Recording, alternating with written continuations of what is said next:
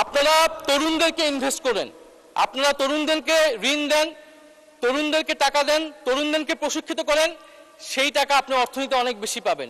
যারা ঋণ খেলাপি ছিল, যারা দেশের টাকা লুট করেছে, বিদেশে পাচার করেছে, আর যারা গণহত্যা করেছে, তাদের অপরাধ আমি খুব ভিন্ন কিছু দেখি না মাননীয় স্পিকার, দুইটাকে সমান অপরাধী হিসেবে আমি দেখি। আমাদের এই যে বর্তমান সময়, এই সময় অর্থনৈতিক সংকটে আমার কাছে মেজর ক্রাইসিস তিনটা। একটা হচ্ছে কর্মসংস্থান তৈরি, দ্বিতীয়ত হচ্ছে ব্যাংকিং খাত সংস্কার, এবং তৃতীয়ত হচ্ছে আমাদের যে বিদ্যুতের যে চুক্তিগুলো হয়েছে, বিদ্যুতের দাম যে বেড়ে গিয়েছে, সেটাকে আমরা কিভাবে আবার কমিয়ে আনবো, সহনীয় পর্যায়ে আনবো। মাননীয় স্পিকার, সরকারের নির্বাচনী প্রচারণা এবং এই বাজেট, তাদের প্রধান একটা প্রচারণার অংশ বা প্রজেক্ট হচ্ছে ফ্যামিলি কার্ড। তো ফ্যামিলি কার্ডের আইডিয়াটা কি বা থিওরিটা কি? বলা হয়ে থাকে যে গরিব মানুষকে যদি আপনি 100 টাকা দেন, সে 100 টাকার পুরোটাই সে খরচ করবে নিজের জন্য কিছু কেনার জন্য। সে সেটা সঞ্চয় করবে না, বিনিয়োগ করবে না, সে খাবার কিনবে বা তার নিত্য প্রয়োজনীয় কিছু জিনিস সে কিনবে। ফলে যদি আপনি গরিব মানুষকে টাকা দেন, 2000 টাকা দেন, 2500 টাকা দেন, সেই টাকাটা মানি রোল হবে, হাত বদল হবে, এভাবে অর্থনৈতিক একটা পরিবর্তন হবে।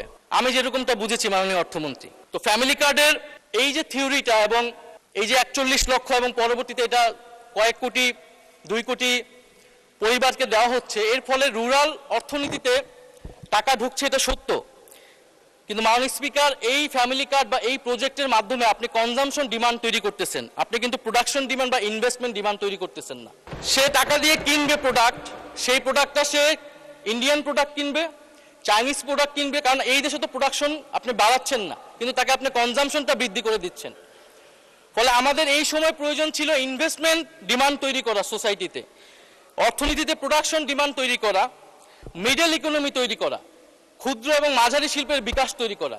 কিন্তু আপনি যেটা করছেন, কনজামশন ডিমান্ড তৈরি করছেন। এর ফলে আপনাকে কি করতে হবে? আমদানি করতে হবে, এবং আপনাকে উচ্চ মূল্যস্ফীতি হয়ে যাবে, এবং আপনি একটা নির্ভরশীল জনগোষ্ঠী তৈরি করছেন, যেখানে আমাদের বাংলাদেশের এই মুহূর্তে সবচেয়ে সম্ভাবনার জায়গা হচ্ছে তরুণরা। ডেমোগ্রাফিক ডিভিডেন্ডের সবচেয়ে স্বর্ণ সময় আমরা পার করছি মাননীয় স্পিকার।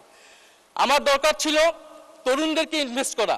জিয়াউর রহমান যেরকম সাউথ কোরিয়ার সাথে চুক্তি করে তরুণদেরকে প্রশিক্ষিত করেছিল এবং পোশাক শিল্পের মাধ্যমে একটা মাঝারি এবং ক্ষুদ্র শিল্পের বিকাশ ঘটিয়েছিল, এরকম কোনো পরিকল্পনা কিন্তু মাননীয় স্পিকার আমরা এই বাজেটে পাইনি।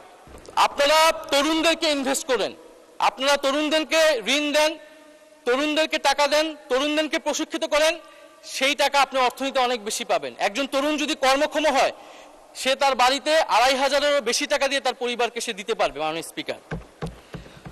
ফলে আমাদের যেই ডেমোগ্রাফিক ডিভিডেন্ডটা আমরা কিন্তু মাননীয় স্পিকার কাজে লাগাতে পারছি না। মাননীয় স্পিকার, এই বাজেট বক্তব্যে 234 পৃষ্ঠা কর্মসংস্থান নিয়ে মাননীয় অর্থমন্ত্রী 1.5 পৃষ্ঠা লিখেছেন।